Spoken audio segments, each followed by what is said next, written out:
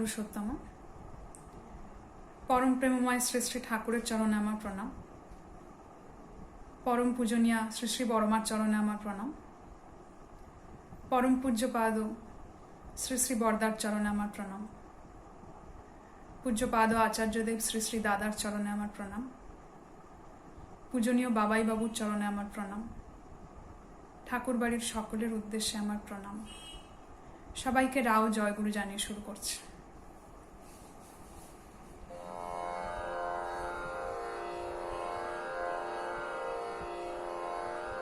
অসীম তোমার করুণা,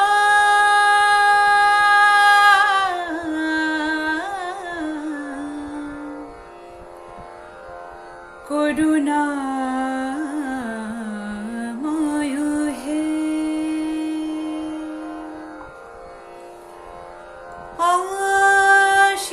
অসীম তোমার করুণা,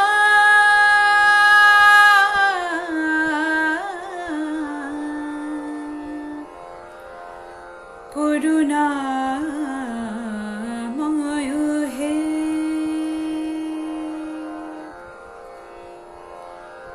ত্রিভুবন ভাষা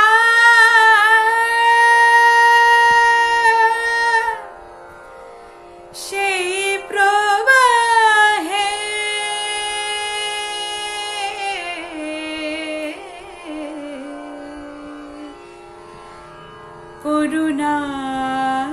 করুণাময় হে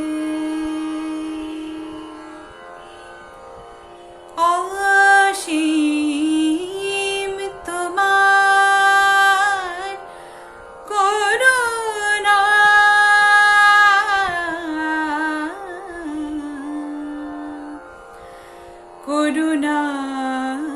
করুণাময় হে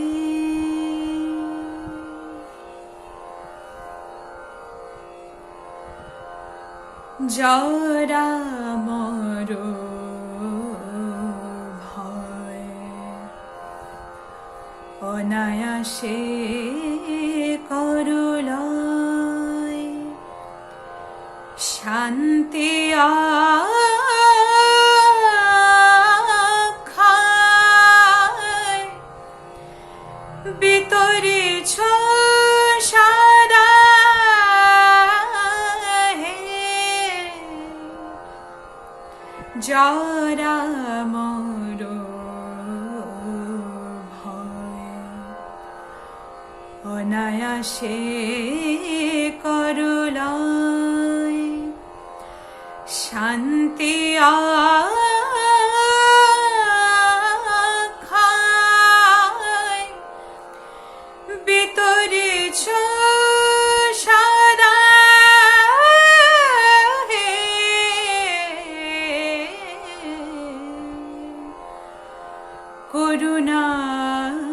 করুণাময় হে অসীম তোমার করুণা,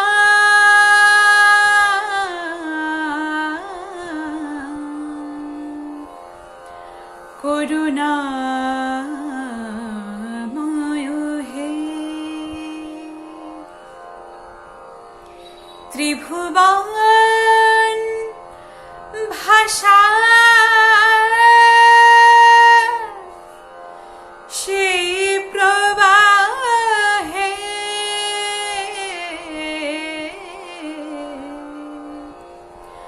করুণাময় হে অসীম তোমার করুণা,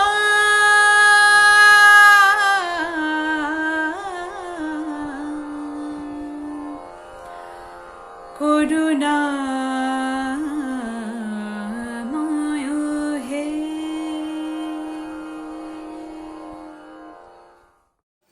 জয়গুরু বন্দে পুরুষোত্তম। আজ 26শে জুলাই। 26শে জুলাই দিনটি হাওড়াবাসীর কাছে অত্যন্ত গুরুত্বপূর্ণ ঐতিহাসিক দিন বলে ঘোষিত হয়েছে। এই দিন পরম প্রেমময় শ্রী ঠাকুর অনুকূলচন্দ্র হাওড়ায় আগমন ঘটেছিলেন। তিনি অসীম কুমার দত্ত মহাশয়ের বাড়িতে 1 মাস বসবাস করেছিলেন। তাই এই দিনটি শ্রী শ্রী পূজ্যপাদ দাদা ও পরম পূজনীয় বাবাই দাদার অনুপ্রেরণায় এই দিন অনলাইন উৎসব পালিত হচ্ছে। এই উৎসব আমাদের কাছে মিলন ক্ষেত্র, আমাদের সৎসঙ্গীবাসীর কাছে ভালোবাসার বিনিময়, একজন অপরজনকে ভালোবাসা বিনিময় করবে। আজ এই উৎসবে, মহতী উৎসবে সারাদিন ব্যাপী নানানভাবে বিভিন্ন অনুষ্ঠানের মাধ্যমে আমরা পালন করছি। তারই মাঝখানে একটি অনুষ্ঠান মাতৃসম্মেলন। তো আমরা মাতৃসম্মেলন শুরু করি। মাতৃসম্মেলন শুরু হচ্ছে আমাদের মিনতি দিমার আলোচনা ইষ্ট প্রসঙ্গ দিয়ে। মিনতি দিমা আমাদের মধ্যে আছেন। মা, আপনি আপনার ইষ্ট প্রসঙ্গ শুরু করুন। বন্দে পুরুষোত্তম। পরম প্রেমময় শ্রী শ্রী ঠাকুরের রাতুল চরণে জানাই কোটি কোটি প্রণাম। জগৎ জননী শ্রী শ্রী বড়মার রাতুল চরণে জানাই কোটি কোটি প্রণাম। পূজ্যপাদ ও বর্দার রাতুল চরণে জানাই কোটি কোটি প্রণাম। প্রধান আচার্যদেব দাদার চরণে কোটি কোটি প্রণাম জানায়। পূজনীয় বাবাই বাবুর চরণে প্রণাম জানায়। পাঞ্জাধারী কর্মীবৃন্দ, মা ও দাদা সকলকে আমার জয়গুরু ভালোবাসা জানাই। মাতৃ সম্মেলন আমাকে কিছু আদেশ করেছেন বলার জন্যে। আমরা মা, আমরা দীক্ষা গ্রহণ করেছি, ঠাকুরের সৎসঙ্গে সদ্গুরুর আশ্রয় গ্রহণ করেছি। তিনি দীক্ষা নেওয়ার সময় আমাদের ঋত্বিক দাদা বলে দেন যে আজ থেকে দীক্ষা গ্রহণ করলেন, এই গ্রহণ করার মধ্যে দিয়ে আপনি কিন্তু ঠাকুরের যা যা বিধিমাফিক চলার চেষ্টা করবেন। তো সেই চলার চেষ্টা যদি করা যায় বা মানুষ যদি এগিয়ে যেতে পারে ওই চলতে চলতে, তাহলে সে একটা ভালো মানুষ হয়ে উঠতে পারে, ভালো একটা মা হয়ে উঠতে পারে। তো ঠাকুরের বলা অনেক কথা, কিন্তু আমি অনেক দিন যাবৎ, যাই হোক, আমাদের এই যে লকডাউন চলছে, এই যে ভয়াবহ দিন এসেছে, এই যে ঠাকুরের কতখানা কষ্ট আমরা বুঝতে পারছি। আমাদেরও কষ্ট হচ্ছে তো খুব, যে ঠাকুরকে নিয়ে যেভাবে আমরা এগিয়ে যাচ্ছিলাম, কি আনন্দে ভরপুর হয়ে থাকতাম। এই লকডাউন হয়ে আরও আমরা মর্মে মর্মে বুঝতে পারছি যে ঠাকুর কী জিনিস। ঠাকুরকে বেশি করে আরও ধ্যান ধারণার মধ্যে আমরা আনতে পারবো প্রত্যেক মানুষই। তো মা যেহেতু আমার একটা করণীয় আছে। আমরা দীক্ষা যখন গ্রহণ করেছি তখন অনেক সময় আমাদের নষ্ট হয়ে গিয়েছে। আমরা ছেলেপিলের মা হয়ে গিয়েছি, বিয়ে হয়ে গিয়েছে। এবার ঠাকুর বলছেন বিবাহটা ঠিক করলে তবে একটা সন্তান ভালো হয়। তাহলে সেই বিবাহটা ঠিক করতে গেলে তো আমাদের বিধিমাফিকই বিয়ে হলে ভালো হয়। তো সেটা আমরা যদি ঠিক মতন করি, আমার সন্তান হয়েছে, মেয়ে সন্তান, কন্যা সন্তান, ছেলে সন্তান, এই যারাই হয়েছে তারা যদি ঠিক মতন তাদের আমরা চর্চা করতে পারি, তাদের চলার চর্চা সেটা যদি করতে পারি, তাহলে দেখা যায় যে তারা সত্যি মনুষ্যত্ব জ্ঞান লাভ করেছে এবং একটা নারী হয়ে জন্মে, একটা পুরুষ হয়ে জন্মে যা যা করণীয়। ঠাকুর একদিন বললেন যে এতই সত্য আছে, মিথ্যার কোনো প্রয়োজনই হয় না। কিন্তু দেখুন, আমরা এই ঠাকুর ধরে এগুলো জানতে পারলাম, কিন্তু আগে আমরা অনেক মিথ্যা আচরণ করেছি মানুষের সঙ্গে।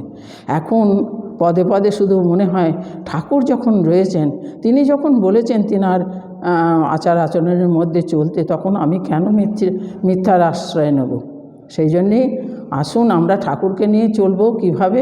ঠাকুর যেমন বলেছেন, যেমন একটা কন্যা সন্তানের জন্ম দিয়ে সে মা হবে, একদিন কুমারী, একদিন জননী, একদিন বধূ, একদিন জননী।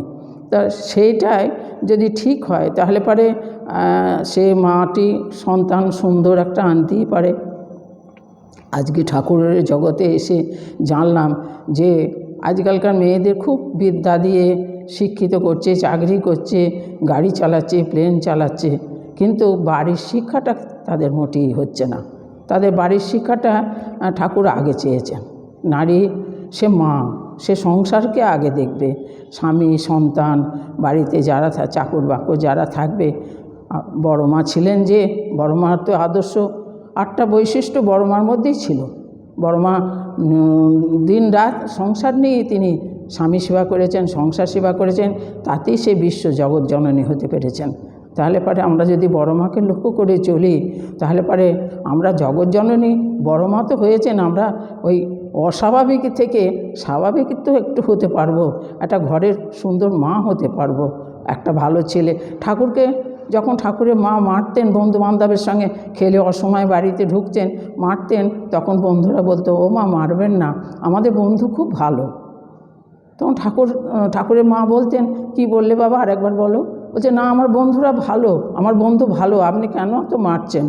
তখন ওই শুনবার জন্যে, তা আমরাও যদি আমাদের সন্তান বাইরে থেকে ঘুরে আসে, কেউ যদি বলে মা আপনার সন্তান খুব ভালো, ওইটাই মায়ের কিন্তু অলংকার।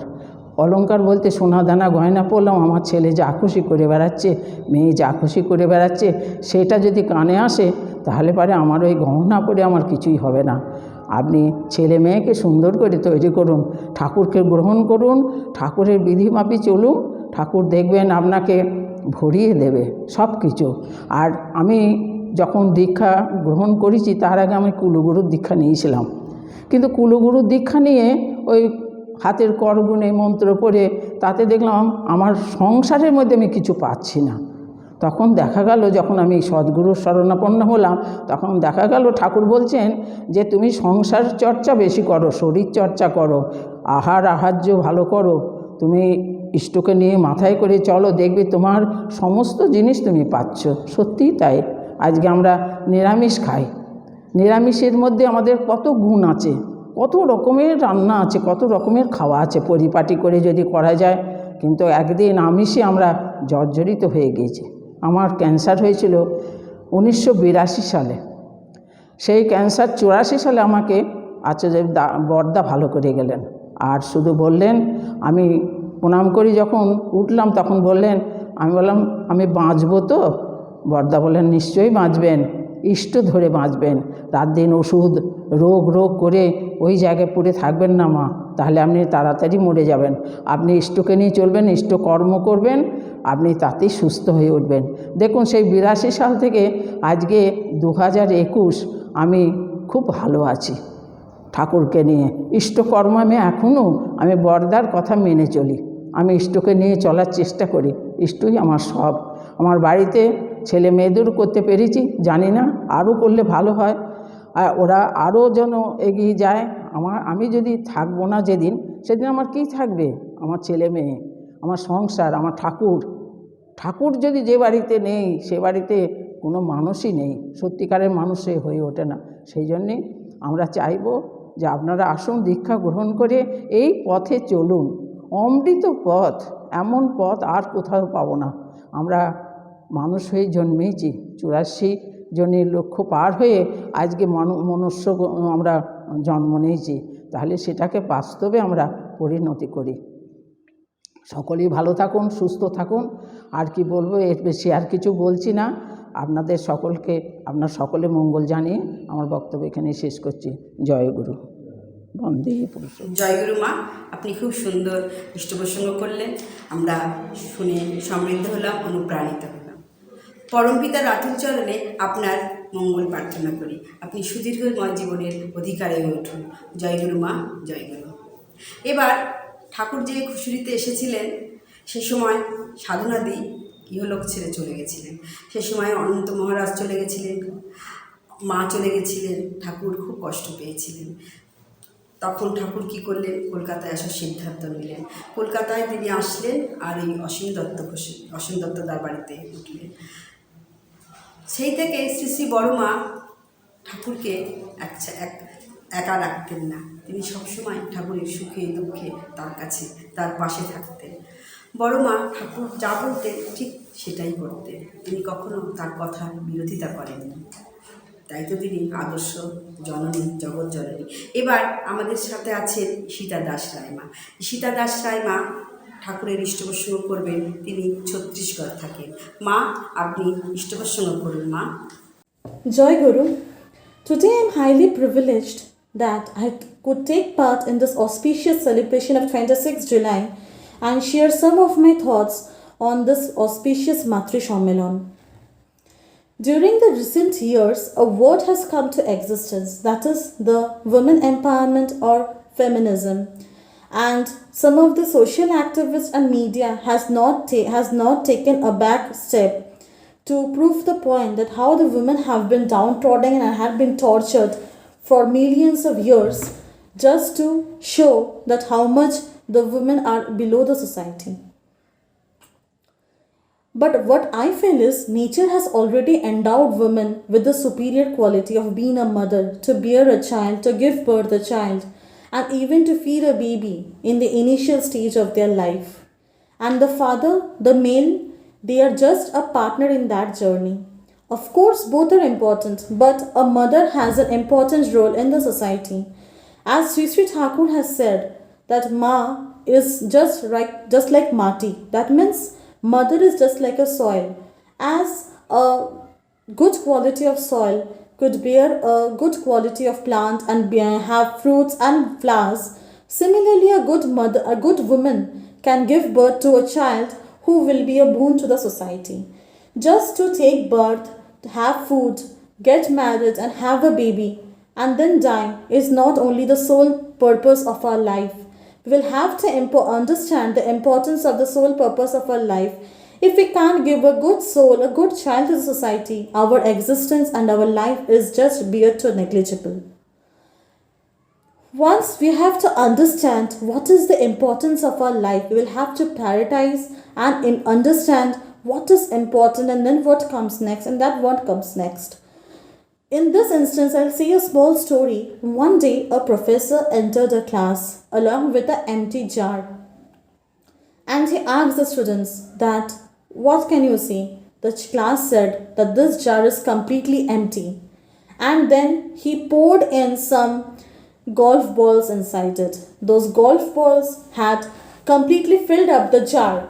Then he asked the class, what can you all see now? The class said that the jar is completely filled up with golf balls. Then he took some pebbles, small stones, and then he poured it inside again the jar. And then somehow the pebbles got adjusted themselves along with the golf balls. Then he asked that now what you all can see. Then the class said that we can see that the jar is empty and the pebbles have adjusted among the golf balls. And then he poured in a glass full of sand inside the jar. And then again he asked the class. The class said, yes, now the jar is completely filled up. Then the professor is saying that our life is an empty jar.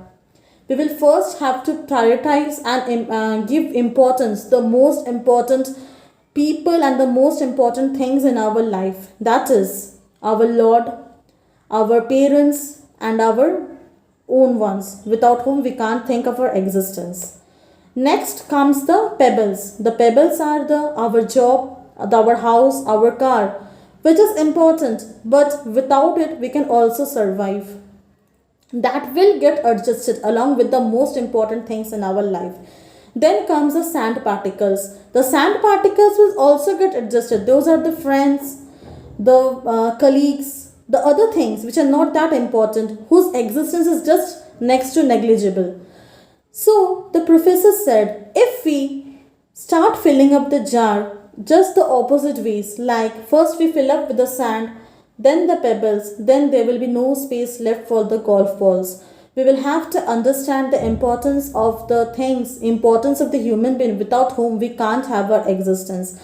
As Sri Sri Thakur has said, you are for the Lord, not for the others. You are for the Lord and so for the others. So, we will have to first understand that our existence is of course due to our parents, but the priormost existence is due to the Lord who has created us, the supreme power who has created us.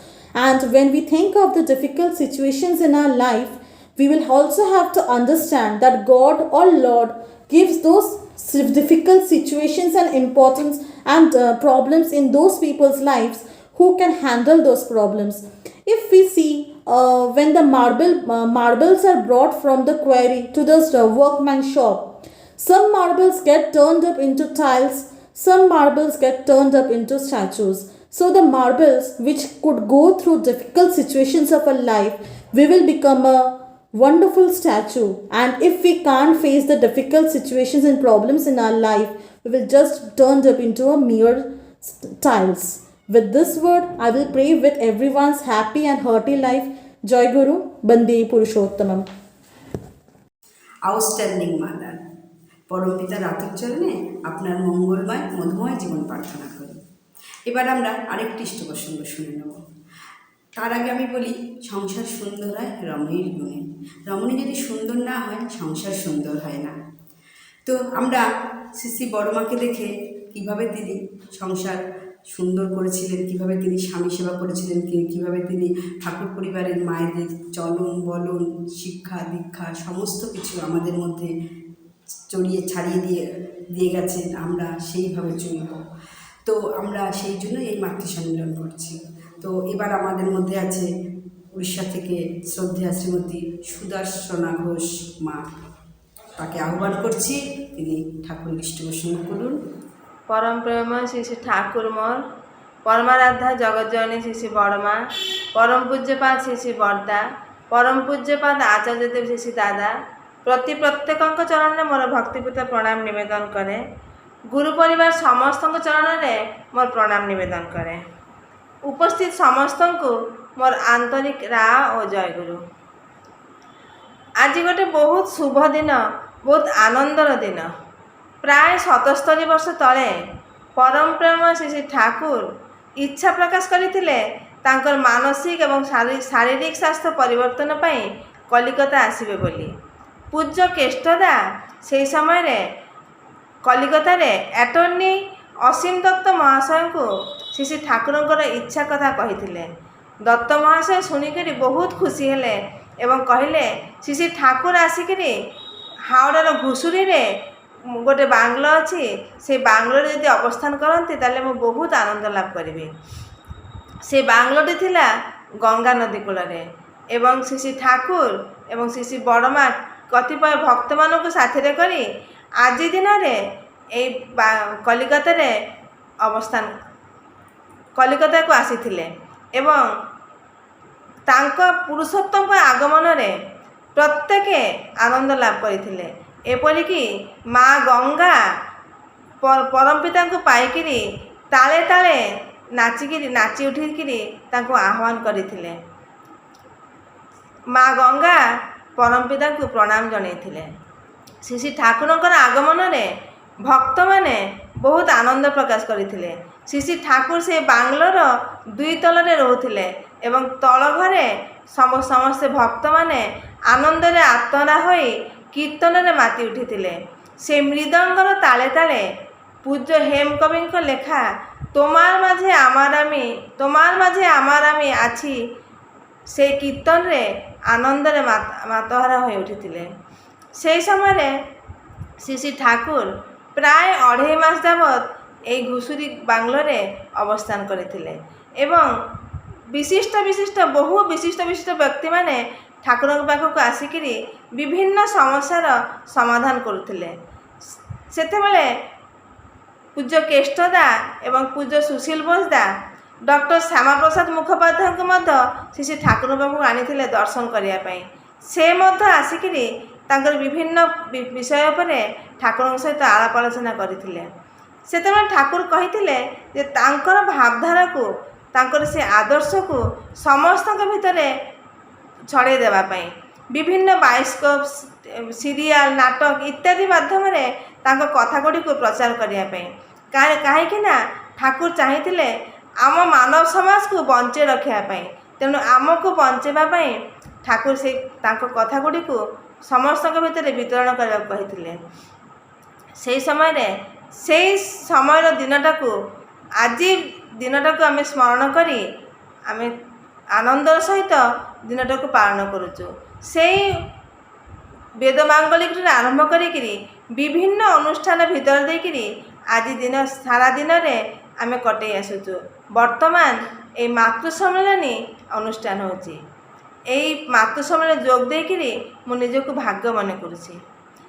ସେତେବେଳେ ଆଜି ସକାଳେ ମାତୃ ସମ୍ମିଳନୀରେ ମା ବାଣୀ ପାଠ କଲେ ନାରୀ ନୀତିରେ ନାରୀର ବୈଶିଷ୍ଟ୍ୟ। ତ ଠାକୁର କହୁଛନ୍ତି ପ୍ରତ୍ୟେକ ନାରୀ 8ଟି ବୈଶିଷ୍ଟ୍ୟ ନେଇକରି ସେ ତାଙ୍କ ଜୀବନ। ତେଣୁ ଆମେ ଯେଉଁ ଏଇ 8ଟି ବୈଶିଷ୍ଟ୍ୟରୁ ଯଦି କୌଣସି ବୈଶିଷ୍ଟ୍ୟକୁ ତ୍ୟାଗ କରିବା ତାହେଲେ ଆମ ଜୀବନଟା ବ୍ୟର୍ଥ ହୋଇଯିବ। ତେଣୁ ଏହି 8ଟି ବୈଶିଷ୍ଟ୍ୟକୁ ଆମ ଭିତରେ ଫୁଟାଇ ତୋଳିବାକୁ ହେଲେ ଆମର ଜଣେ ଜୀବନ୍ତ ଆଦର୍ଶ ଦରକାର, ଯାହାକୁ ଅନୁସରଣ କରି ଆମେ ବୈଶିଷ୍ଟ୍ୟବାଳୀ ହୋଇ ଉଠିବା। ତେଣୁ ଶ୍ରୀ ଠାକୁର ଏବଂ ଶ୍ରୀ ବଡ଼ମାଙ୍କୁ ଦେଖିଲେ ଆମେ ଜାଣିପାରୁ, ଆମେ ଶିକ୍ଷା ଲାଭ କରୁ ଯେ କେମିତି ଆମର এই ବୈଶିଷ୍ଟ୍ୟକୁ ଆମେ କେମିତି ଭାବରେ ଆମ ଜୀବନରେ ଫୁଟାଇ ତୋଳିବା। ଶ୍ରୀ ବଡ଼ମା ଥିଲେ এই 8ଟି ବୈଶିଷ୍ଟ୍ୟର ଗୁଣ ଅଧିକାରୀ। ଶ୍ରୀ ବଡ଼ମା କିଭଳି ଭାବରେ ନିଷ୍ଠା ସାଙ୍ଗରେ ଶ୍ରୀ ଠାକୁରଙ୍କ ସେବା କରୁଥିଲେ, ତାଙ୍କୁ ପ୍ରତି ପରିବାର ପ୍ରତି ପ୍ରତ୍ୟେକଙ୍କୁ ସେବା ଶୁଶ୍ରୂଷା ସାହାଯ୍ୟ କିଭଳି ଭାବରେ କରୁଥିଲେ ଏବଂ ଶ୍ରୀ ଠାକୁରଙ୍କୁ କେମିତି ଭାବରେ ପ୍ରେରଣା ଦେଇକରି ଠାକୁରଙ୍କୁ ଆଗେଇ ନେଉଥିଲେ। ଆଉ ତାଙ୍କୁ ଦେଖିଲେ ଆମେ ଜାଣିପାରୁ କିଭଳି ଭାବରେ ସଂରକ୍ଷଣ କରୁଥିଲେ। ଠାକୁରଙ୍କର ଯେତେବେଳେ ଯାହା ପ୍ରয়োଜନ ଥିଲା ମା ଏତେ ସୁନ୍ଦର ସଂରକ୍ଷଣ କରି ରଖୁଥିଲେ ଯେ ପ୍ରତି ମୁହୂର୍ତ୍ତରେ ଠାକୁରଙ୍କ ପ୍ରয়োଜନକୁ ସେ ପରିପୂର୍ଣ୍ଣ କରିପାରୁଥିଲେ। ତ ତେଣୁ ଆମେ ଯେମିତି ସୁନ୍ଦର ଭାବେ ଚଳିପାରୁ, ମାନବ ସଭ୍ୟତା ଯେମିତି ସୁନ୍ଦର ଭାବେ ଚଳି ଉଠିପାରେ, ତେଣୁ ଠାକୁର ଦୟା କରିକି ଆମ ପାଇଁ ଆଚାର୍ଯ୍ୟ ପରମ୍ପରା ସୃଷ୍ଟି କରିଗଲେ। ଶ୍ରୀ ବରଦାଙ୍କ ସହିତ ସଙ୍ଗ କରିକି ମୁଁ ଦେଖିଛି ଯେ ନିଷ୍ଠା ସାଙ୍ଗରେ ଗୋଟେ କାମ କରିଲେ ଆମେ କେତେ ସୁନ୍ଦର ଭାବେ ଚଳିପାରୁ। ଥରେ ଶ୍ରୀ ବରଦା ଗୋଟେ କାରଣବଶତଃ ମୁଁ ଗୋଟେ କାମ କରିଥିଲି, ସେ କାମଟି ଠିକ୍ ଭାବେ କରିନଥିଲି। ସେହି ସମୟରେ ମୋର ମାନେ 3-4ରେ ପଢ଼ୁଥିଲି, କିଛି କଦଳୀ ଭଣ୍ଡା ମୋତେ ପୂଜନୀୟ ରାଙ୍ଗମା ଛଡ଼େଇବାକୁ ଦେଇଥିଲେ, କିନ୍ତୁ ସେ କାମଟି ମୁଁ ଠିକ୍ ଠାକ୍ କରିନଥିଲି। ଶ୍ରୀ ବରଦା ମୋତେ କହିଥିଲେ ଯେ ଯେତେବେଳେ ଯେଉଁ କାମଟା କରିବୁ ସୁନ୍ଦର ଭାବେ କରିବୁ। ଏପରିକି ସେଇ କଦଳୀ ଭଣ୍ଡା ଛଡ଼େଇଲା ପରେ ମୁଁ ହାତ ଧୋଇକି ଆସିକି ଶ୍ରୀ ବରଦା ପାଖରେ ବସିଥିଲି। ଶ୍ରୀ ବରଦା କହିଲେ ଯେ ହାତଟାରେ ମଧ୍ୟ ଯେ କଳା କଳା ଦାଗ ରହିଛି ସେଇଟା ମଧ୍ୟ ସୁନ୍ଦର କରିକି ପରିଷ୍କାର କରିବା ଦରକାର। ତେଣୁ ଜୀବନରେ ଯେତେବେଳେ ଯେଉଁ କାମ କରିବୁ ନିଷ୍ଠା ସାଙ୍ଗରେ ସୁନ୍ଦର ଭାବେ କରିବୁ, ତାହେଲେ ଜୀବନଟା ସୁନ୍ଦର ହୋଇଯିବ। ତାହେଲେ ଆମେ ସୁନ୍ଦର ହେଲେ ଆମ ଜୀବନ ସୁନ୍ଦର ହେଲେ ଆମେ ସଂସାର ସୁନ୍ଦର ହେବ ଏବଂ ସଂସାର ସୁନ୍ଦର ହେଲେ ସମାଜ ପାରିପାର୍ଶ୍ୱିକ ପ୍ରତ୍ୟେକ କିଛି ସବୁକିଛି ସୁନ୍ଦର ହୋଇ ଉଠିବ। ତେଣୁ ଏଇ ଯେଉଁ ବର୍ତ୍ତମାନ ଏତେ ଅରାଜକତା, ଏ ପଛରେ କାରଣ ହେଉଛି ଆମର ଚଳନା ଠିକ୍ ନାହିଁ। କାହିଁକିନା ଆମେ ଆମର ସମସ୍ତ ଏଇ ଯେଉଁ ସମାଜର ମେନ୍ କାରଣ ହେଉଛି ନାରୀମାନଙ୍କ ପାଖରୁ ହିଁ ସବୁକିଛି ଆରମ୍ଭ ହୋଇଥାଏ। ତେଣୁ ଆମେ ଯେଉଁ ବୈଶିଷ୍ଟ୍ୟକୁ ତ୍ୟାଗ କରିଛୁ, ନାରୀମାନଙ୍କର ଚଳନ ଚରିତ୍ର ପୋଷାକ ପରିଚ୍ଛଦ ସବୁକିଛିରେ ଆମର ଯେଉଁ ଭୁଲ ଭାଲ ଆମେ ଚଳୁଛୁ, ସେଥିପାଇଁ ଆମ ଦେଶର ବର୍ତ୍ତମାନ ଅବସ୍ଥା। ତେଣୁ ସେହି ଅବସ୍ଥାକୁ ସୁନ୍ଦର ଭାବେ ଆଣିବା ପାଇଁ, ସୁଧରିବା ପାଇଁ ଆମକୁ ଦରକାର ଜଣେ ଜୀବନ୍ତ ଆଦର୍ଶ। ଜୀବନ୍ତ ଆଦର୍ଶକୁ ଆମେ ଧରିକି ରଖିଲେ ତେବେ ଯାଇକରି ଆମ ସମସ୍ତ ସମସ୍ୟାର ସମାଧାନ ହେବ, ଆମେ ସୁନ୍ଦର ଭାବରେ ନିଜ ଜୀବନକୁ ଚଳାଇ ପାରିବୁ। ତେଣୁ ଶ୍ରୀ ଠାକୁର ଯେଉଁ ଆଚାର୍ଯ୍ୟ ପରମ୍ପରା ସୃଷ୍ଟି କରିଗଲେ, ସେ ଆଚାର୍ଯ୍ୟଙ୍କୁ ଆମେ ଯଦି ଅନୁସରଣ କରି ଚାଲିବା ତାହେଲେ ଆମେ ଠିକ୍ ଠାକ୍ ରହିପାରିବା। ଆଚାର୍ଯ୍ୟ ଦେବ ଶ୍ରୀ ଦାଦାଙ୍କ ସାଙ୍ଗେ ସଙ୍ଗ କରିକି ମୁଁ ଦେଖିଛି ଯେ କେମିତି ଭାବରେ ବଞ୍ଚିବାକୁ ହୁଏ। କୌଣସି ମାନେ ଗୋଟେ କାରଣ ପାଇଁ ମୁଁ ଶ୍ରୀ ଦାଦାଙ୍କ ଦୟାରୁ ମୁଁ କିଭଳି ଭାବରେ ବଞ୍ଚି ଯାଇଥିଲି। ଯେ ତେଣୁ ମୁଁ ମନେ କରେ ଯେ ଆମେ ଯଦି ଟିକେ ଆଙ୍ଗୁଳି ବଢ଼େଇବା ତାହେଲେ ଶ୍ରୀ ଠାକୁର ଆମକୁ ହାତ ଧରିକିରି ବଞ୍ଚାଇ ଦେବେ। ତେଣୁ ବର୍ତ୍ତମାନ ଯେଉଁ କରୋନା ପରିସ୍ଥିତି ଆରମ୍ଭ ହୋଇଛି, ଏ କରୋନାରେ ଆମେ ସମସ୍ତେ ବହୁତ କିଛି ହରାଇଛୁ ଏବଂ ବହୁତ କିଛି ପାଇଛୁ ମଧ୍ୟ। କାହିଁକିନା ଶ୍ରୀ ଠାକୁରଙ୍କୁ ଆମେ ଯେଉଁ ନିଷ୍ଠା ସାଙ୍ଗରେ ପ୍ରତ୍ୟେକ ଧରିବାକୁ ଚେଷ୍ଟା କରିଛୁ ଏବଂ ଶ୍ରୀ ଠାକୁରଙ୍କୁ ଧରିକିରି এই କରୋନାରୁ ଆମେ ବଞ୍ଚି ଯାଇଛୁ। କିନ୍ତୁ ଏ କରୋନା ଆମକୁ ଗୋଟେ ଟ୍ରାଏଲ୍ ଦେଲା ଯେ ତୁମେ ଠାକୁରଙ୍କୁ ଠିକ୍ କରି ଧର, ତାହେଲେ ତୁମେ ବଞ୍ଚିପାରିବ। ତେଣୁ ଆମେ ଯଦି ଠାକୁରଙ୍କୁ ଠିକ୍ କରି ଧରିପାରିବା, ତାଙ୍କର ପ୍ରତ୍ୟେକଟା ନୀତି ନିୟମ ଠିକ୍ ଭାବରେ ପାଳନ କରିପାରିବା, ତାହେଲେ କିନ୍ତୁ ଆମେ ବଞ୍ଚିଯିବା। ତେଣୁ এই କରୋନାରୁ ଆମେ ଶିକ୍ଷା ଲାଭ କରିବା ଉଚିତ ଯେ ପରମ ପିତାଙ୍କୁ କିଭଳି ଭାବରେ ଧରିକି ଚାଲିବାକୁ ହୁଏ। ଯଦି ଆମେ ବଞ୍ଚିକି ରହିବାକୁ ଚାହୁଁ ତାହେଲେ ଆମେ ପରମ ପିତାଙ୍କୁ ଧରିବା। ଖାଲି ଆମେ ଧରିଲେ ହେବନି, ଆମେ ଚେଷ୍ଟା କରିବା ଆମ ପାରିପାର୍ଶ୍ୱିକ ସମସ୍ତଙ୍କୁ ଶ୍ରୀ ଠାକୁର ପାଖକୁ ଆଣିବା ପାଇଁ। ଆଚାର୍ଯ୍ୟ ଦାଦା ଯେଉଁ କହିଲେ ଏ ଦୀକ୍ଷା ବଢ଼ାଇବା ପାଇଁ, ଏ ଦୀକ୍ଷାକୁ ଆମେ ଚେଷ୍ଟା କରିବା ସମସ୍ତଙ୍କୁ ଠାକୁର ପାଖକୁ ଆଣିବା ପାଇଁ। ଚେଷ୍ଟା ଆମେ କରିଯିବା, ତାପରେ ଯାହା କରିବା ସେ ଠାକୁର କରିବେ।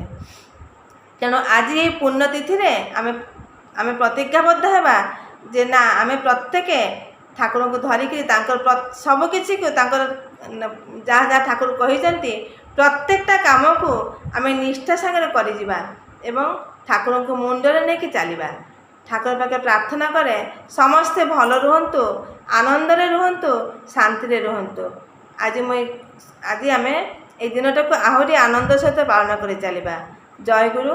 ସମସ୍ତଙ୍କୁ ମୋର ଆନ୍ତରିକ ରାୟ ଓ ଜୟଗୁରୁ। বহুত বড়িয়া হেলা মা, ভালা হেলা। পরম পিতার রাতুল চরণে আপনার মঙ্গল মধুময় সুদীর্ঘ জীবনের প্রার্থনা করি। জয়গুরু মা। এবার আমরা আরেকটা ইষ্ট প্রসঙ্গে যাব, তার মাঝখানে আমি ঠাকুরের দুটো কথা বলি। তোমার চলন বলন এমন হবে বিশ্ব জুড়ে চেয়ে যাবে, তোমায় দেখে শুধায় যেন কি করলে এমন হবে। ঠাকুর আমাদের মায়েদের এভাবেই চলতে বলেছেন। আমরা যেমনভাবে চলবো আমাদের তেমন সন্তান হবে, তেমন আমাদের সমাজে সম্মান প্রতিপত্তি হবে। এবার আমরা আরেকটি ইষ্ট প্রসঙ্গ ডেকে নেব। আমাদের মধ্যে রয়েছেন রিষ্যা থেকে মিলি শ্রীবাস্তব মা। আমরা অনেকেই তাকে চিনি, আমরা সবাই তাকে চিনি। আমাদের মধ্যে রয়েছেন মিলিমা। মিলিমাকে আমি আহ্বান করছি। श्री ठाकुर जी के चरणों में मेरा कोटि कोटि प्रणाम। श्री बड़मा के चरणों में मेरा कोटि कोटि प्रणाम। श्री बोरदा के चरणों में मेरा कोटि कोटि प्रणाम। श्री आचार्य के चरणों में मेरा कोटि कोटि प्रणाम। श्री बवाईदा के चरणों में मेरा कोटि कोटि प्रणाम। समस्त ठाकुर परिवार के चरणों में मेरा कोटि कोटि प्रणाम। यहाँ जितने उपस्थित दादा माँ है, हृदय से जय गुरु। ठाकुर जी के बारे में क्या बोलूं, ठाकुर जी के बारे में कुछ भी बोलना कम होगा। जन्म जन्म भी छोटा पड़ जाएगा, फिर भी कोई ठाकुर जी की व्याख्या नहीं कर सकता है। सच में हम लोग बहुत बहुत भाग्यशाली हैं जो ठाकुर जी की दीक्षा पाए हैं। ठाकुर जी की दीक्षा इतनी आसान चीज नहीं है। पिछले कई जन्म के पुण्य प्रताप के फल से ठाकुर जी की दीक्षा होती है, क्योंकि ये कलयुग घोर पाप का युग, अंधकार का युग है। इस युग में एक गुरु की आवश्यकता है। गुरु के बिना कलयुग पार करना असंभव है। इसीलिए तो प्रभु इस बार दया करके भगवान नहीं, प्रभु गुरु के रूप में हम लोग को हाथ पकड़ के कलयुग में चलने का पथ दिखला दिए हैं कि कैसे कलयुग में चला जाए, बचा जाए, बढ़ा जाए। तभी तो एक भक्त ने कहा, ठाकुर जी ये कैसे बचा जाए, बचने बढ़ने का पथ बताइए। ठाकुर जी ने कहे कि बचने बढ़ने का एकमात्र पथ है दीक्षा। दीक्षा छोड़कर बचने बढ़ने का कोई पथ ही नहीं है। सच में हम लोग बहुत बहुत भाग्यशाली हैं जो ठाकुर जी की दीक्षा पाए। तभी तो मैं कहती हूँ हम लोग का किस्मत सोना के कलम से भगवान लिखे थे, तभी तो इस किस्मत में प्रभु को पाए हैं। इसीलिए तो हम लोग भगवान हैं। ठाकुर जी की बात क्या बोलूं, प्रभु अनंत, प्रभु कथा अनंता, जितनी भी कहूँ कम होगा। इस पृथ्वी में कोई ऐसा है ही नहीं जो ठाकुर जी की व्याख्या कर सकते हैं। जो हम लोग अनुभूति द्वारा पाते हैं उसी को आलोचना के माध्यम में व्यक्त कहते हैं। ठाकुर जी सत्यानुसन में बोले हैं ना, अनुभूति द्वारा जो जाना जाए उसे ही ज्ञान कहते हैं। हम लोग दीक्षा लेके जो अनुभव किए हैं वही हम लोग बोल पाते हैं। ठाकुर जी जो विधान लाए हैं, जजन जाजन इष्टवृत्ति सत्संगी सदाचार, ये 5 विधान, इस 5 विधान में पूरी पृथ्वी समाई है। इसके बाहर कुछ नहीं है।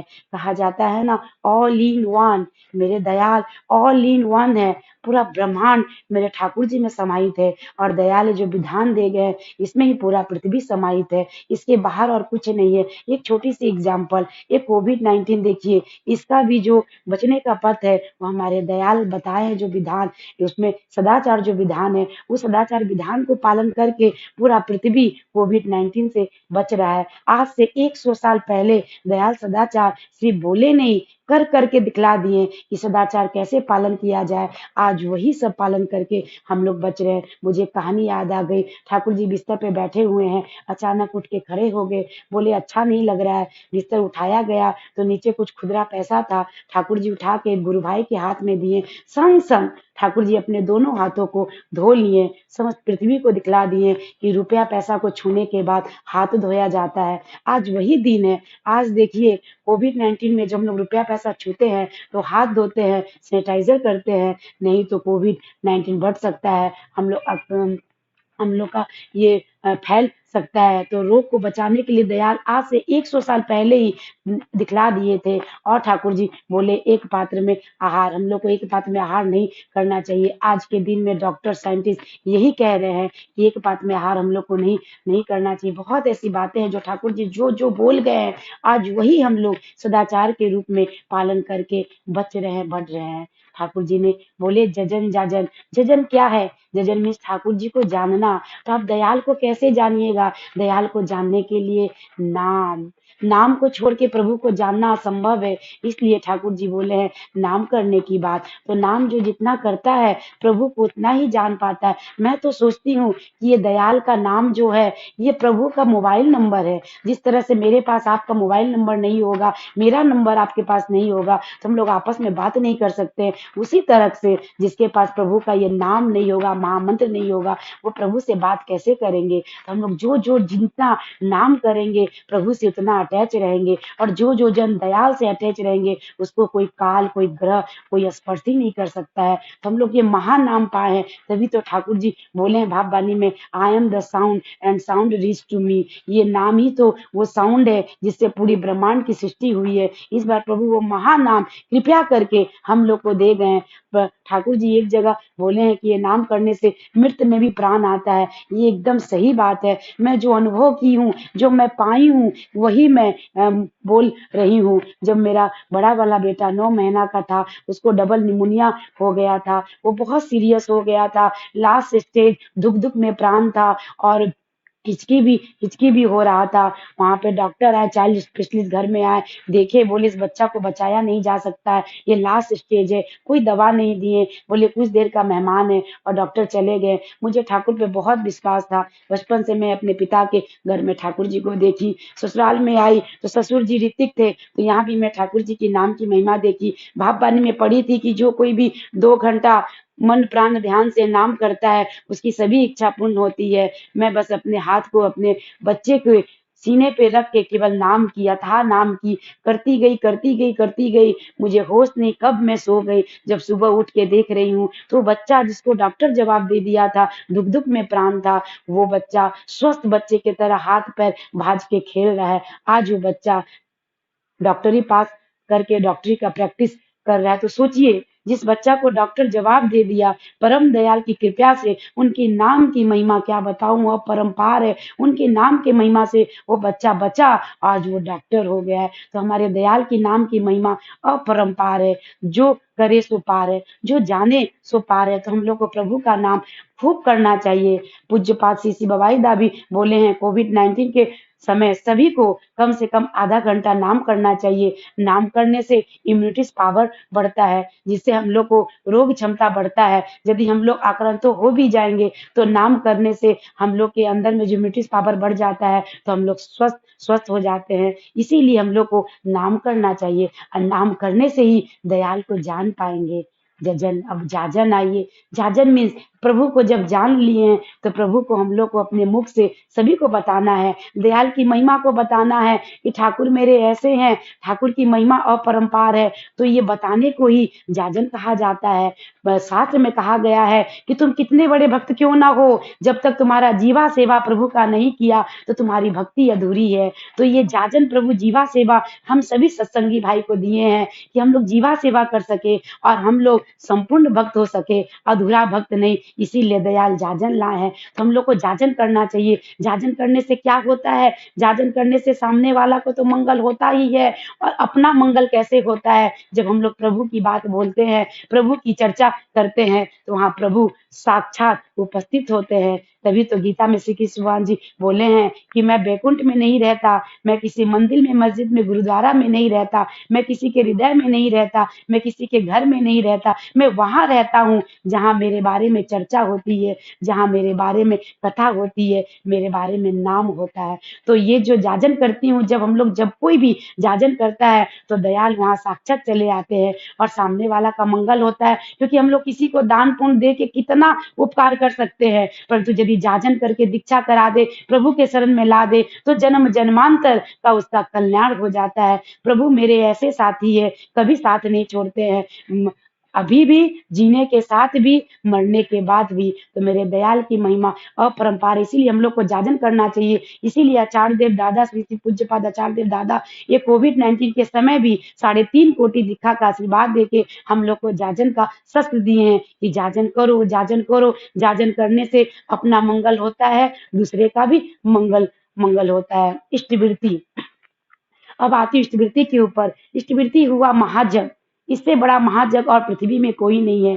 स्तुति करने से हम लोग का मंगल तो होता ही है। सच में स्तुति मैं क्या बोलूं, मैं खुद अहर अहर अनुभव की हूँ स्तुति का कितना महत्व है। मेरे टिफन में लिखा था कि मेरा अकाल मृत्यु होगा और यदि बच गई तो एक कलंक कटेगा, एक न एक कलंक कटेगा। परंतु मैं जब जब जिसका मौत आता है वो वहां जाता है। जब मेरी मौत आई थी, जब मेरा काल आया था, मुझे दार्जिलिंग ले गए थे, वहां पे दार्जिलिंग घूमने गए थे। वहीं पे मेरा एक्सीडेंटल मौत का वहां पे टिफन में लिखा हुआ था। पर वहां एक सुमो आ रही थी और मैं रोड क्रॉस कर रही थी। जब मैं मौत को सामने से देखी तो दयाल को याद की, ऐसे दयाल को याद की जैसे लगा प्रभु मुझे हवा में उड़ा के रोड क्रॉस कर दिए। वहां मैं बेहोश हो गई सामने मौत को देखकर। वहां जितने भी लोग थे पानी छिड़क के मुझे होश में लाए और बोले ये कैसी भगवान लड़की है, किस भगवान की पूजा करती है जो बच गई। इस जगह का नाम है एक्सीडेंटल स्पॉट। यहाँ पे मौत होता ही होता है, कोई बचता नहीं है। पर प्रभु की दया, स्मृति की महिमा कि मैं वहां से बच गई। फिर वहां से मैं ठाकुर जी की मंदिर में आई। वहां पे मुझे एक कीड़ा काट लिया और मेरे पैर में घाव हो गया। जब मैं घर में आई तो पैर उठ नहीं रहा था। डॉक्टर के पास गई, डॉक्टर ने मतलब कहा कि अरे इसे तो सोर वाला घाव हो गया, इसको कोई पॉइजनस कीड़ा काट लिया, इसको ऑपरेशन करना पड़ेगा। सोचिए यदि मेरा एक्सीडेंट हुआ रहता, मेरा ऑपरेशन होता, सब वही पद्धति हुआ। मुझे ऑपरेशन थिएटर पे ये ऑपरेशन थिएटर में ले जाया गया। डॉक्टर लोग मिल के चाकू से मेरे पैर पे चाकू भी चलाए पर मेरा पैर नहीं कटा। प्रभु की महिमा अपरंपार। एक छोटे से घाव के रूप में प्रभु मेरे ग्रह को काट दिए। तो स्मृति का महत्व ये है, स्मृति करने से महाग्रह वो खंडित होता है। यदि आपका हाथ कटने का ग्रह है तो छोटी सी उंगली से रक्तपात होके आपका वो ग्रह खंडित हो जाता है। तो मैं जो अनुभव की वही बताई स्मृति का महत्व। आज देखिए मेरा हाथ पैर सब सही सलामत है। तो स्मृति का महत्व यही हुआ। जजन राजन स्मृति सतसैनी। सतसैनी क्यों? सतसैनी मीन्स होता है सुवैस्तैनी। अपने शरीर को मतलब सुंदर रखने का जो पथ है उसी को तो सतसैनी कहा जाता है। शास्त्र में कहा गया है कि जैसा खाए अन्न वैसा होए मन, जैसी पिए पानी वैसी होए वाणी। तो हम लोग जैसा खाएंगे वैसा ही तो हम लोग का मन मन मन होगा ना। तभी तो शुद्ध खाने की बात बोल गए हैं कि जैसे हम लोग मंदिर में क्या कभी मांस मछली लहसुन प्याज ले जाते हैं, क्योंकि पता है मंदिर शुद्ध प्लेस है, वहां प्रभु का वास है, वहां नहीं ले जाते हैं। तो मेरा तन भी तो प्रभु का वास है, मेरे मन में भी तो ठाकुर जी का वास है। तो इस तन में हम लोग कैसे ये सब चीज खाएंगे? और ये सब चीज खाने से क्या होता है, हम लोग का इम्यूनिटी पावर घटता है, हम लोग का रोग क्षम घट जाता है। क्योंकि हम लोग मनुष्य है, हम लोग का डाइजेस्ट क्षमता ऐसा नहीं है कि हम लोग मांस को पचा पाए। इसीलिए ठाकुर जी ने मना किया है। तो सस्टेनी लेने से क्या होता है, हम लोग की आयु में वृद्धि होती है। जजन जाजन स्मृति सस्तेनी सदाचार के बारे में तो मैं पहले ही आपको बता दी। ये 5 विधान जो जन कांटा कांटा फॉलो करेगा उसका ही जीवन सच में बोलती सुख में आनंद में भर जाएगा। क्योंकि इसके ऊपर पृथ्वी में और कुछ नहीं है। पूरी पृथ्वी को प्रभु इस 5 विधान में समाहित कर दिए हैं। तो हमारा जीवन आनंद में सुख में हो जाएगा प्रभु की 5 विधान को मान के चलने से। हमारे हमारे जीवन का सबसे बड़ा आनंद है कि हम लोग ने प्रभु को पाया है। प्रभु को तो पा लिए हैं, परंतु हम लोग क्या करते हैं, दीक्षा लेते हैं लालच बस, केवल प्रभु से डिमांड करते हैं, प्रभु मुझे दीजिए दीजिए। कभी ऐसा नहीं करना चाहिए, क्योंकि प्रेम में व्यापार नहीं होता है। प्रेम तो होता है निस्वार्थ। ठाकुर को हम प्रेम करेंगे, ऐसा प्रेम कभी डिमांड नहीं करेंगे। तभी तो पूज्य श्री बबाई दा बोले कि हम लोग बोलते हैं मेरे ठाकुर, कभी ये नहीं बोलते हैं कि मैं ठाकुर की। जिस दिन मेरे हृदय में ये आ जाएगा कि मैं ठाकुर की, उस दिन से हम लोग डिमांड करना छोड़ देंगे। जब मेरे ठाकुर हो जाएंगे तो डिमांड नहीं करेंगे। यही तो सच्ची भक्ति है, सच्चा प्रेम तो यही है कि प्रभु को हम लोग अगाध प्रेम करेंगे। तभी तो कृष्णोदा बोले थे, don't try to test him, try to love him. Only भालोबासा भालोबासा भालोबासा, केवल उनको प्रेम करना। और ठाकुर जी सत्याश्रम में बोले हैं प्रेमी का संग करो, तुम्हारे अंदर प्रेम आएगा। तो प्रेमी कौन है? मैं तो सोचती ही हूँ पूज्यपाद श्री आचार्य देव की तरह इस पृथ्वी में प्रेमी कोई और नहीं है। तो आचार्य संग करने से हमारे अंदर ठाकुर जी के प्रति प्रेम आएगा। तो हम लोग को सभी को आचार्य संग करना चाहिए, तभी हमारे अंदर प्रेम आएगी, ठाकुर जी के परे भक्ति आएगी। क्योंकि जानते हैं ठाकुर जी की जितनी वाणी है जीवन श्री आचार्य देव के माध्यम में, उनके शरीर में, उनके कर्म में जीवंत, वो सब वाणी जीवंत है, जागृत है। जैसे हम लोग कोई कहानी सुनते हैं और यदि कहानी उसको पिक्चर के रूप में देखे तो कभी नहीं भूलते हैं, उसी तरह से जीवंत हमारे आचार्य देव दादा को देखते हैं, जब उनमें समस्त वाणी को देखते हैं। और प्रभु की वाणी, अमूल्य वाणी, ऐसा रत्न पृथ्वी में और कोई नहीं है। तभी तो मैं कहती हूँ दादा माँ, हम लोग के तरह धनवान इस पृथ्वी में और कोई नहीं है, क्योंकि प्रभु जी हम लोग को वाणी रूपी धन दिए हैं। ऐसा धन और कहीं नहीं है। ये धन तभी धन रहेगा जब हम लोग वाणी को एक कान से सुन के एक कान से निकालेंगे नहीं, वरना अपने कैरेक्टर में आयत करने की चेष्टा करेंगे। हम लोग जितने वाणी है प्रभु की चेष्टा करेंगे अपने कैरेक्टर में आने के लिए, तभी ये वाणी हम लोग के लिए अमूल्य धन रत्न हो जाएगा।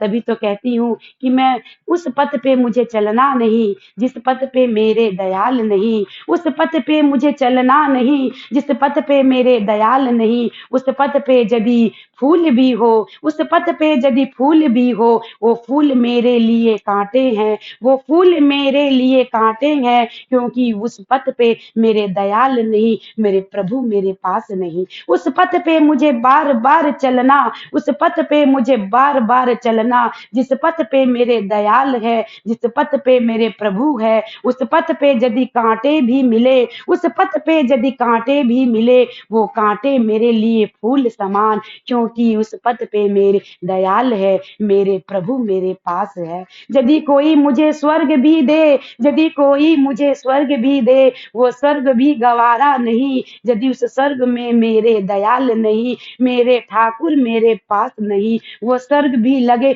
नरक समान, क्योंकि ठाकुर मेरे पास नहीं, दयाल मेरे पास नहीं। यदि नरक में भी मुझे रहना पड़े, यदि नरक में भी मुझे रहना पड़े, बार बार रहूंगी मैं, बार बार रहूंगी मैं, यदि उस नरक में मेरे दयाल मेरे साथ है, मेरे दयाल मेरे पास है। वह नरक भी लगे स्वर्ग समान, वह नरक भी लगे स्वर्ग समान, क्योंकि दयाल मेरे साथ है, दयाल मेरे पास है। यही बोल के अपने वक्तव्य को विराम देती हूँ। सभी को हृदय से जय गुरु।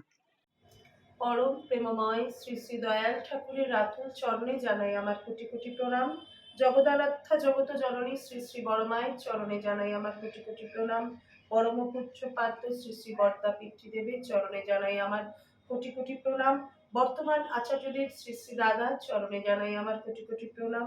পূজনীয় বাবাই দাদার চরণে জানাই আমার কোটি কোটি প্রণাম। ঠাকুর পরিবারের প্রতি প্রত্যেকের চরণে আমার প্রণাম। আজকের এই অনলাইনে উপস্থিত সকল দাদা এবং মায়েদের যথাযোগ্য স্থানে আমার প্রণাম ও জয়গুরু। পূর্ণ শ্রাবণ মাস, এই মাসে বড়মা আবির্ভূতা হয়েছে।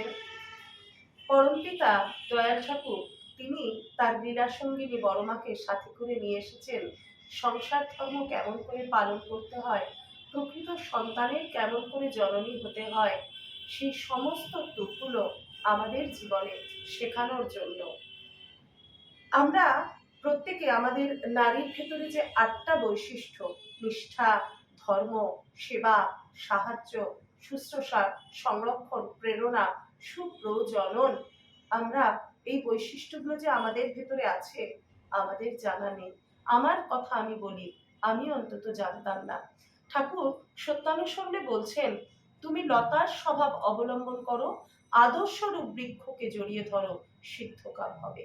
আমি যদি জীবনে ভাবি আমি সব কিছু জানি, তাহলে সত্যি আমার কোনোদিনও জানা হবে না।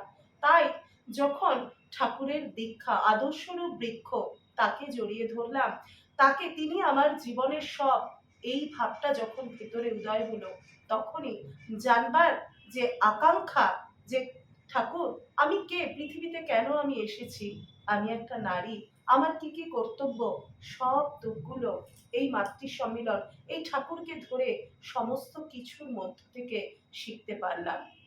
বড়মা তার আশ্রমবাসী সকল মায়েদেরকে কি সুন্দর করে দুপুরবেলায় সকল কাজ সেরে তাড়াতাড়ি করে এই যে ঠাকুরের সাথে নিজের জীবনে ঠাকুরকে প্রতিষ্ঠিত করা, ঠাকুরের সাথে সবসময় চলা, এই সমস্ত তুক কি করে মানুষের সেবা শুশ্রূষা সমস্ত যে গুণগুলো সেগুলো জাগিয়ে তোলার জন্য তিনি সব সময় আশ্রমের মায়েদের বিভিন্ন সময় বিভিন্ন কাজে তিনি ব্যস্ত রেখে দিতেন। ঠাকুরের কাজে বড়মা, আমরা এটা পড়েছি, বই থেকে জেনেছি যে বড়মা ঠাকুরের যদি একটু সামান্য ঠান্ডা লেগে যেত তো বড়মা সেদিন আর তাকে টক খেতে দিতেন না। এগুলো আমরা বইতে পড়েছি। আমরা একটা ডাল ঠোঙা থেকে পড়ে গেলে, একটা ডাল যদি মাটিতে পড়ে থাকে, আমরা সেটা কুড়িয়ে রাখি কেন? ওই যে আমাদের বড় মায়ের সেই কথাটা মনে আসে যে বড় মা একটা ডাল পর্যন্ত কুড়িয়ে রেখে দিতেন। আমার জীবনের কথায় আমি বলি, আমি তো কখনো ঠাকুরের কাছে আসার আগে, ঠাকুরের স্কুলে ভর্তি হওয়ার আগে, তাকে নিজের জীবনে ধরার আগে কখনো এমনটা ছিলাম না। তাই তিনি আমাদের সত্যি কি করে সুন্দর জননী, কি করে সুন্দর প্রকৃত স্ত্রী, সমস্ত কি করে প্রকৃত সন্তান, এই সমস্ত তুকগুলো তিনি আমাদেরকে শেখানোর জন্য এই ধরণীতলে আবির্ভূতা হয়েছেন। একটা এই যে মেয়েদের এই 8টা বৈশিষ্ট্যের কথা আমি বললাম, এই 8টা বৈশিষ্ট্য বড়মার মধ্যে তিনি করে দেখিয়েছেন। আমাদের মধ্যে সুপ্ত, সেই সুপ্ত বৈশিষ্ট্যগুলোকে যদি জাগাতে হয় তাহলে কি করতে হয়? তার সান্নিধ্যে যেতে হয়। তাকে তিনি কেমন ভাবে আমাদের চলতে বলেছেন সেই চলনায় নিজেকে চালিত করার জন্য তার কাছে যেতে হয়। আমার একটা ছোট গল্প একটা গল্প শুনেছি, এটা আমি শুনেছি এই ঘটনাটা একজনের কাছে, যে বড়মা একদিন একটা পান তার সেবিকার কাছে পান খেতে চেয়েছেন, সেবিকা পানটা দিয়েছেন। পানটা খাওয়ার পরে বড়মা তার হাতে বোটার মধ্যে যে চুনটা লাগানো থাকে সেই চুনটা বোটা শুদ্ধ আবার দিয়ে দিয়েছেন। তারা তো কখনো এঁঠো করে কোনো জিনিস খান না, এরকম আলগা করে নিয়ে চুনটা একটু হাতে করে আবার বোটাটা দিয়ে দিয়েছেন। সেই সেবিকা কি করলেন, সেই চুনটাকে নিয়ে জানলা দিয়ে বোটা শুদ্ধ ফেলে দিলেন। বড়মা তাকে বললেন, এটা কি করলে, এটা ফেলে দিলে তুমি? সেবিকা তো হতভম্ব হয়ে গেছে, ভাবছে চুন ফেলে দিয়েছি তো কি হয়েছে, কিছু বলছেন না কিন্তু ভাবছেন মনে। তখন বড়মা বলছেন, ওটা যদি জানলা দিয়ে, ওটা যদি প্রথমে বলছেন যে ওটা যদি কোনো খাবার জিনিস হতো তুমি ফেলে দিতে কোনো কিছু হতো না, কারণ কত পশু পাখি আছে তারা ওটা খেয়ে নিত, ওটা অপচয় হতো না, নষ্ট হতো না, ওটা তারা খেয়ে নিত। কিন্তু তুমি যে চুনটা ফেলে দিলে এটা তো অপচয় হলো, এটা তো আর কেউ খাবে না। সেই জন্য তিনি কি বললেন যে এইটাকে তুমি যদি রেখে দিতে তাহলে তো আমার আরো 2-3 বার পানের সাথে এই চুনটা হয়ে যেত। আর যদি এটা ফেলারই হতো, আমি তো জানলার কাছেই ছিলাম, আমি ফেলে দিতে পারতাম। তাহলে দেখেন এই যে সংরক্ষণ, এই জিনিসটা আমরা বুঝি। আমরা কি ভাবি, না না খেতে পারছি না, অনেক খাবার হয়তো অপচয় করব, নিজেরা অনেক যেভাবে হোক খেয়ে নিচ্ছি, পেটে আটছে না তাও খেয়ে নিচ্ছি, ভাবছি এটা অপচয় হবে না। পূজনীয় বাবাই দাদা বলছেন যে পেটটাকে কিন্তু ডাস্টবিন মনে করবেন না আপনারা, যে খেতে পারছেন না তাও আপনারা সেটা খাবেন, এটা কিন্তু ডাস্টবিন নয়। তাই যতটুকু আপনাদের মনে হয় খেতে পারবেন সেটাই খান, বাইরে পশু পাখিও আছে তাদেরকে দিয়ে দেবেন। তাহলে দেখুন আমরা ভাবি ওটা অপচয়, অপচয় না। কারণ ঠাকুর কি শিখিয়েছেন আমাকে দীক্ষার সময়? তিনি শেখাচ্ছেন যে যখন আমরা ইষ্টভৃতি জমা দিই বা ইষ্টভৃতি করে উঠি, ঠাকুর বলছেন তুমি তোমার সকল কোনো যদি গরিব মানুষ আমার কাছে আসে তাকে তখন যেন আমি তাকে না ফেরাই, তাকে যতটুকু পারি সহানুভূতি, অর্থ বা তাকে যেভাবে পারি যেন সাহায্য করি। আবার কি বলছেন ঠাকুর, এই পশু পাখিগুলো প্রত্যেকটা তো তারই সৃষ্টি, জীবজগতের সকল কিছু তার সৃষ্টি, তারা তো নিজেরা রান্না তৈরি করে ওইভাবে খেয়ে নিতে পারে না, আমরা যদি তাদেরকে না দিই। তাই তিনি বলছেন প্রত্যেকদিন ইষ্টভৃতির পর কিন্তু পশু পাখিকেও দিতে হয়। তাহলে এই যে কত সুন্দর সেবা শুশ্রূষা, সমস্ত সমস্ত গুণগুলো আমাদের মধ্যে তিনি জাগিয়ে দেন। তাই আচার্যদেব একদিন নাটমণ্ডপে বসে আছি, তিনি বলছেন জানো ঠাকুরকে কেউ ভালোবাসে বুঝবে কেমন করে, এই প্রশ্নটা তিনি করেছেন। তো সবাই চুপচাপ রয়েছেন।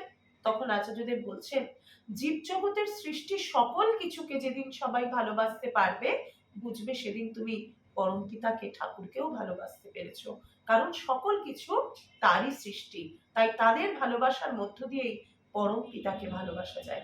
তাহলে দেখুন, আমরা ভাবি এটা ফেলে দেব, এটা দিয়ে দেব পাখিদেরকে, বা ফেলে দেব কুকুর বেড়াল খাবে, আমি বোধহয় রান্নাটা নষ্ট করলাম তাই জোর করে খেয়ে নিলাম, বাসি পচা করে হলেও খেয়ে নিলাম। কিন্তু না, তিনি কত সুন্দর বললেন, চুনটা অপচয় হবে, খাবারটা অপচয় হবে না। এই যে তিনি আশ্রমবাসীর প্রতি প্রত্যেকের ঘরের খেয়াল, তাদের সমস্ত ঠিকঠাক আছে কিনা, কার কি প্রয়োজন, এমন প্রত্যেক দিন তিনি কিন্তু করতেন।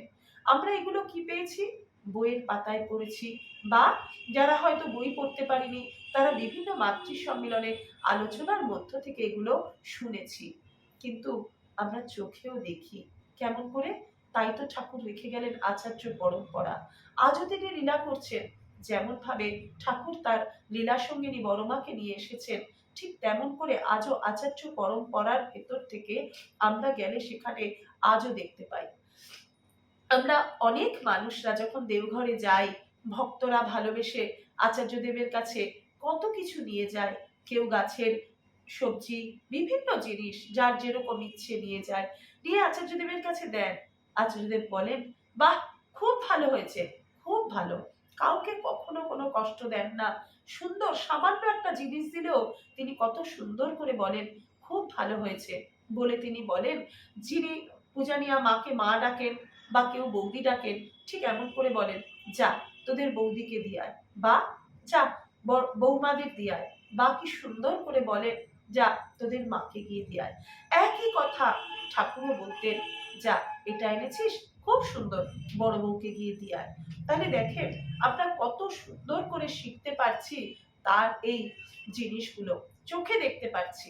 একদিন পূজানিয়া মা বলছিলেন, মায়ের ঘরে রয়েছি, তিনি বলছেন যে, জানো আমার শুতে শুতে অনেক রাত হয়ে যায়। আমি বললাম, কেন মা? বলছেন, এই যে তোমরা সবাই সবকিছু ভক্তরা নিয়ে আসো, তো এই যে জিনিসগুলো, এগুলো কোথাও অপচয় হচ্ছে কিনা, কোনটা ঠাকুর ভোগের জন্য লাগবে, কোনটা আচার্যদেবের ভোগের জন্য, কোনটা আনন্দ বাজারে পাঠিয়ে দিতে হবে, কোনো সবজি যাতে অপচয় না হয়। হয়তো অনেক মিষ্টি, কোনোটা আশ্রমবাসীদের প্রত্যেকের ঘরে ঘরে আজকে কিছু ভাগ করে, কালকে কিছু ভাগ করে, এই যে সুন্দর করে তিনি দেখেন, প্রত্যেক জায়গায় তিনি পাঠিয়ে দেন, কোনো জিনিস যাতে অনিষ্ট না হয়। এই একই চিত্র ভেবে দেখুন, বড়মা এগুলো করতেন, তাই সেগুলো কিন্তু আজও আমরা দেখতে পাচ্ছি তারা করে দেখাচ্ছেন। প্রত্যেকটা আশ্রমের প্রত্যেকটা মানুষ ঠিকঠাক পুজোর জামা কাপড় থেকে শুরু করে তাদের সব কিছু, তাদের বিয়ে খাওয়া সবের জন্য যা কিছু প্রয়োজন, তারা সব সময় সব কিছুর খোঁজ নেন।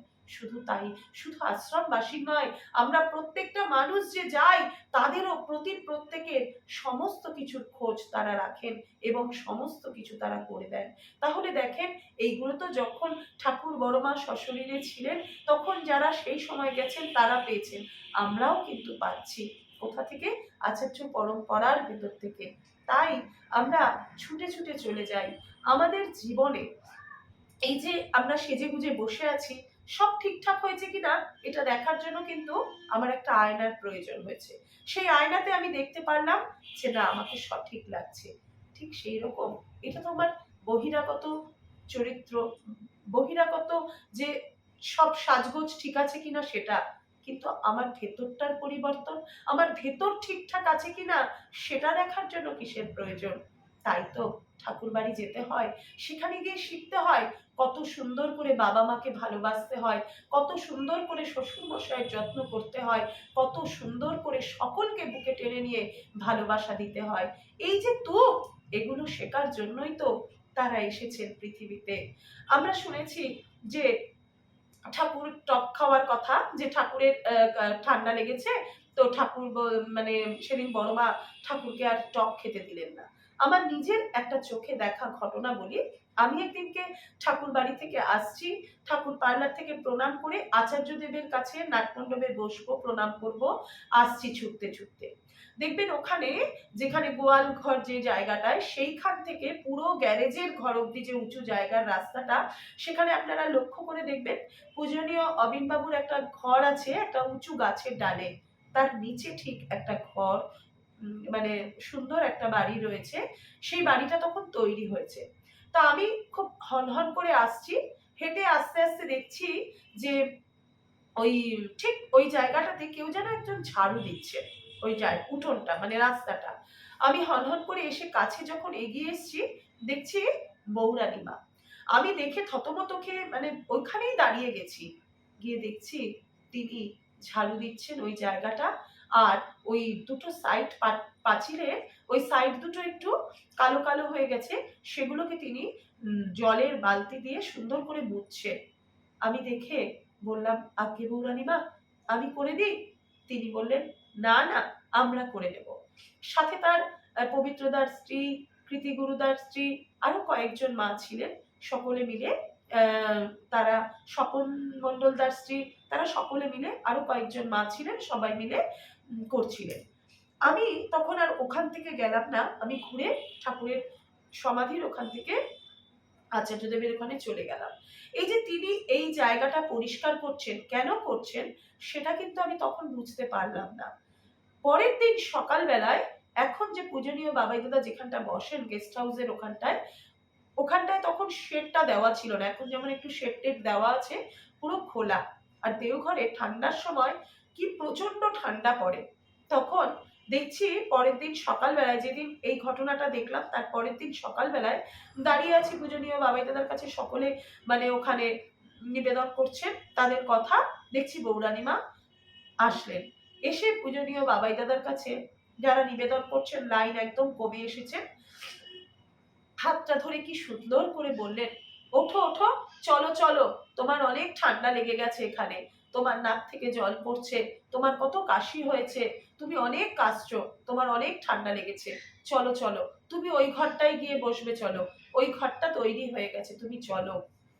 ওই দাদাটি নিবেদনটা বৌরানী মা পূজনীয় বাবাই দাদা বললেন, দাঁড়াও, ওনার নিবেদনটা শুনে নি। আর কয়েকজনের নিবেদন শুনে নিয়ে তারপর তিনি যাচ্ছেন। বৌরানী মা কত সুন্দর করে বললেন ওই দাদাটিকে, আপনারা তো আপনাদের দাদার কাছে আপনাদের সমস্ত নিবেদনগুলো করছেন, আমার স্বামীর যেদিকে খুব শরীর খারাপ, তার নিবেদনটা কে শুনবে? আপনারা চান না আপনাদের দাদা একটু সুস্থ থাকুক? দেখছেন না কত কষ্ট হচ্ছে, কত তার ঠান্ডা লেগেছে? বলে তারপর সকলের নিবেদন হয়ে গেল। পূজনীয় বাবাই দাদার হাতটা ধরে কি সুন্দর করে টানতে টানতে তিনি নিয়ে যাচ্ছেন। সেই দৃশ্যটা আমরা শুধু দেখছি আর ভাবছি, ঠাকুর, আমরা তো বইতে পড়েছি বড়মা তোমাকে কত সুন্দর করে যত্ন করতেন, কিন্তু আজকে স্বচক্ষে এগুলো দেখলাম, তখন কত ভালো লাগে। এই যে এত সুন্দর করে স্বামীকে দেবতার মতন তাকে দেখা, ভাবা, এমনটা কি আমাদের মধ্যে হয়? হয় না ঠাকুর, তাই তো আমাদের সেখানে যেতে হয়। বারবার যেতে যেতে সেখানে আমরা কিছুটা অন্তত শেখার চেষ্টা করি।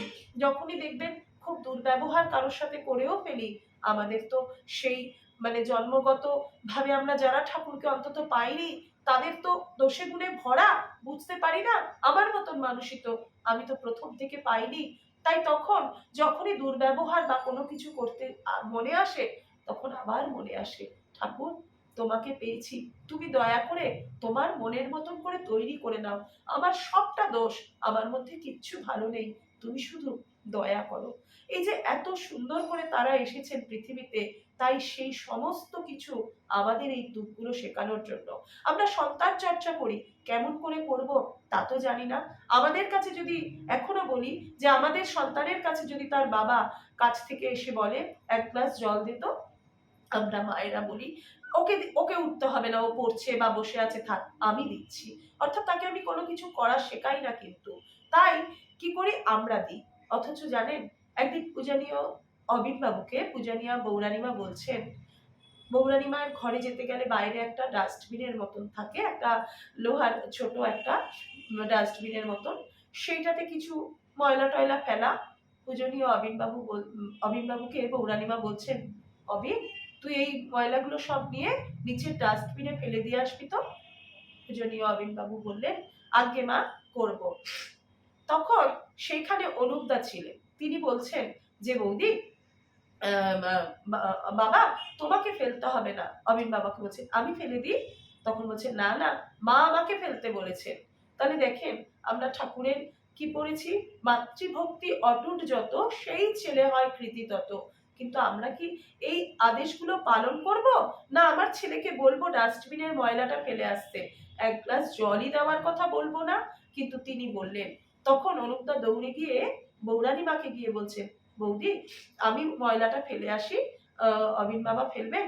তখন বৌরানী মা বললেন, অনুপ ওটা আমি ওকে ফেলতে বলেছি, ওই ফেলুক। তাহলে দেখেন কত সুন্দর করে এই যে তাকে তিনি শেখালেন। তাই আমরা সন্তানকে এরকম ভাবে যেন তৈরি করতে পারি, তাই সমস্ত কিছু সেখানে না গেলে শেখা যায় না। আমি একদিনকে দেখছি রাত্রিবেলায় হট করে মানে ওই পিনালথপির একটা এদিকে যেখানে আচার্যদেব বসেন একটু আগে একটা দরজা খুলে হট করে ঢুকে গেছি কোনো একটা কারণে, কি একটা খুঁজতে গিয়ে হট করে দেখছি ওখানে বৌরানী মা আশ্রমের কিছু মায়েদের নিয়ে কত সুন্দর করে প্রণামী বাক্সের প্রণামীগুলো গুনে গুনে একটা পলিথিনের মধ্যে থলের মধ্যে করে রাখছেন। আমি শুনেছিলাম বড় মা আশ্রমের মায়েদেরকে নিয়ে এমন করেই সব সময় কাজে ব্যস্ত থাকতেন। এই যে জিনিসগুলো শুনেছি স্বচক্ষে দেখার সৌভাগ্য হলো। তাই তিনি তাকে দেখে তখন শুধু একটাই কথা বলি, ঠাকুর আমরা সত্যি জানি না, দোষে গুণে দোষে দোষে আমরা জর্জরিত, তুমি দয়া করে আমাদের জন্য পৃথিবীতে আবির্ভূত হয়েছিলে এবং সঙ্গে এনেছিলে তোমার লীলা সঙ্গিনী বড় মাকে। আজও আচার্য পরম্পরার ভেতর থেকে আমরা সেখানে গেলে শিখতে পারি স্বামীকে কেমন করে শ্রদ্ধা করতে হয়, শ্বশুর শাশুড়িকে সকলকে যত্ন করতে হয়, প্রকৃত সন্তানকে কেমন করে মানুষ করতে হয়, তাকে কেমন করে ইষ্টমুখী করে তুলতে হয়। এই সমস্ত দিক শেখানোর জন্য তিনি আবির্ভূতা হয়েছেন। তাই প্রত্যেকে যেন আমরা সেইখানে ছুটে চলে যেতে পারি। আমাদের দোষে জর্জরিত, শুধু ঠাকুরের কাছে একটাই চাইতে হয়, ঠাকুর আমরা কিচ্ছু পারি না, আমাদের মধ্যে কোনো গুণ নেই, তুমি দয়া করে যে সন্তান আমাকে দিয়েছো তাকে তুমি গড়ে তোলার জন্য আমাকে সেই রকম করে আগে গড়ে তোলো, আমি যেন তোমার মনের মতন হতে পারি দয়াল, তুমি আমাকে দয়া করো। অর্থ মান যশ ইত্যাদি পাওয়ার আশায় ঠাকুর বারবার বলেছেন তাকে ঠাকুর সাজিয়ে বসো না, ঠাকুরের কাছে শুধু চাইতে হয়, ঠাকুর যার দয়াতে তোমার দয়াতে সব কিছু পেয়েছি সেই সবাইকে যেন আমি তোমার মধ্যে তাদের মধ্যে যেন তোমাকে প্রতিষ্ঠিত করতে পারি, এইটাই যেন আমি জীবনে পালন করতে পারি। প্রত্যেকের মঙ্গল কামনা করে আমি আমার বক্তব্য এখানেই শেষ করলাম। জয় গুরু। বিজয় মা, আপনি খুব সুন্দর ইষ্টপ্রসঙ্গ করেছেন, আমরা মুগ্ধ হয়ে গেছি। অসাধারণ অসাধারণ আলোচনা করেছেন, আমরা সবাই সমৃদ্ধ হয়েছি। পরম পিতার রাতুল চরণে আপনার মঙ্গলময় জীবন প্রার্থনা করি। এই উৎসব সারাদিন ব্যাপীতে চলবে। আমরা তাহলে এই মাতৃসংগুলো থেকে কী শিখলাম? আদর্শ নারী কীভাবে তৈরি হব, আদর্শ সন্তান কী করে আমরা পাবো, আদর্শ সমাজ কী করে গঠন করব। এই আদর্শ সমাজ গঠনের দায়িত্ব ঠাকুর তো মায়েদের ওপরেই দিয়েছেন। আর বড় মাকে কীভাবে আমরা চিনব, জানবো, প্রতিফলিত করবো, এই মাতৃসংগ্রহের ভিতর থেকেই তো শ্রী শ্রী বড় মা ছিলেন নারী জাতির আদর্শ, মহামহিষী। তার দর্শনে মনে আসে অসীম শান্তি। তাই তো আজ বলতে ইচ্ছা করে, কে তুমি মা, কি তব মহিমা, জানি নে কিছুই আর, জানি শুধু তুমি সত্য সনাতনী, পরম শান্তির আধার। জয়গুরু।